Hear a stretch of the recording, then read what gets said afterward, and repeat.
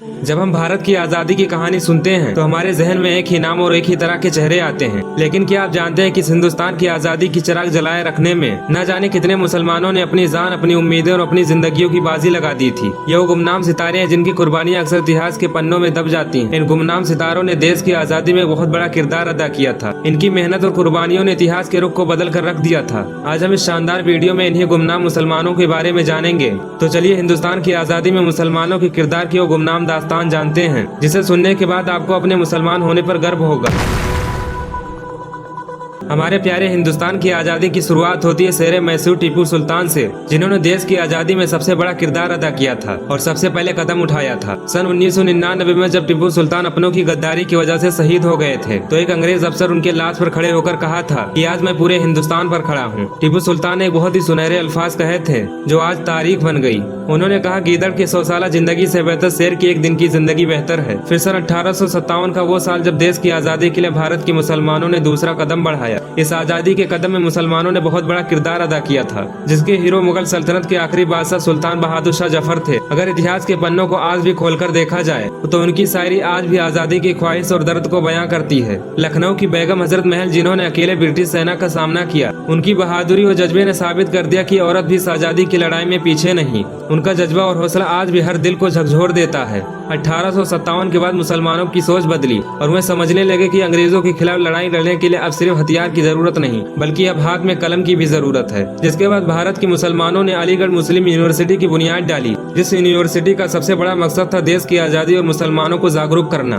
और इसी दौर में अंग्रेज मुसलमानों को सबसे बड़ा खतरा समझते हुए मुसलमानों को सरेआम गोली मारने लगे। मुसलमानों के घर जलाए जाने लगे। जिन बस्तियों में मुसलमान रहा करते थे उन बस्तियों को भी आग लगा दिया जाता। इतिहास के सुनहरे पन्ने हमें बताते हैं दिल्ली से मेरठ तक एक भी ऐसा पेड़ नहीं था कि जिस पर मुस्लिम उलमाओं की लाशें न लटकी हों, और ये तादाद तकरीबन 30,000 के करीब थी। मौलवी अहमदुल्ला शाह, जो इंडिया के बहुत बड़े फ्रीडम फाइटर हैं, जिन्होंने अंग्रेजों के पसीने छुड़ा दिए। जब अंग्रेज अहमदुल्ला शाह को पकड़ने में नाकाम रहे तो अंग्रेजों ने अहमदुल्ला शाह पर 50,000 का इनाम रख दिया। अशफाकुल्ला खान, जिन्होंने अंग्रेजों के खिलाफ काकोरी कांड को अंजाम देकर देश के हीरो बन गए। खान अब्दुल गफ्फार खान, पश्तूनों के धरती का ये क्रांतिकारी जिसने बंदूक नहीं एकता को अपना हथियार बनाया। सन 1929 में इन्होंने खुदाई खिदमत का आंदोलन शुरू किया जो अंग्रेजों के खिलाफ सफल रहा। अब्दुल गफ्फार खान ने देश के सबसे बड़े आंदोलन नमक सत्याग्रह और भारत छोड़ आंदोलन में बढ़ चढ़कर हिस्सा लिया। इनको सरहद का दूसरा गांधी भी कहा जाता है। आखिरकार अब्दुल गफ्फार खान भी देश की आजादी के लिए अपनी जान कुर्बान कर दी। मौलाना मोहम्मद अली और शौकत अली, जिन्होंने देश के सबसे बड़े आंदोलनों में से एक खिलाफत आंदोलन को शुरू किया जो भारत की आजादी दिलाने में एक अहम रोल अदा किया था। सन 1919 में जो जलियांवाला भीड़ इकट्ठा हुई थी, जो आजादी के हीरो डॉक्टर सैफुद्दीन की गिरफ्तारी पर प्रोटेस्ट कर रहे थे। सन 1921 में मौलाना हसन मोहानी ने हिंदुस्तान की आजादी का मुकम्मल ऐलान कर दिया था।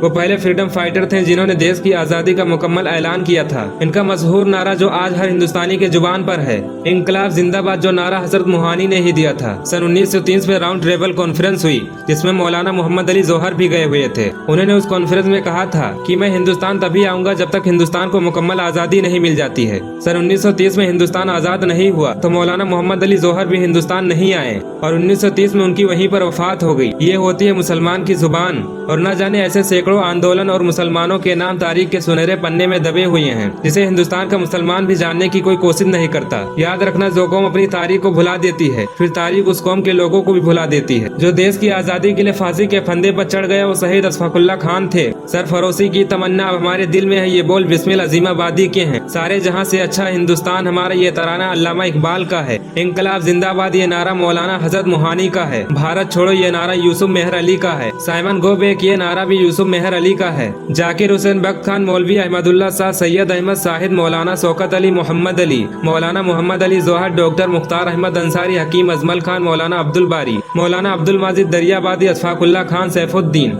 लियाकत अली, शहीद खान, अब्दुल हमीद, याकूब हसन सरदार, मौलाना जफर अली, मौलाना अब्दुल गनी, मौलाना किफायत अली और मौलाना अबुल कलाम आजाद जैसे नाम शामिल हैं। ये वो लोग हैं जब आजादी की मिसाल जली तो इन्होंने बढ़ चढ़कर हिस्सा लिया। इन्होंने ईमान को अपना हथियार बनाया, काल कोठरियों को अपनी इबादतगाह और फांसी के तख्त को अपना मयार गुरूर। इतिहास गवाह है कि जब देश और बात आती है तो सबसे आगे मुसलमान ही खड़ा मिलता है और आज मुसलमानों से ही पूछा जाता है कि तुमने इस देश को दिया ही क्या है।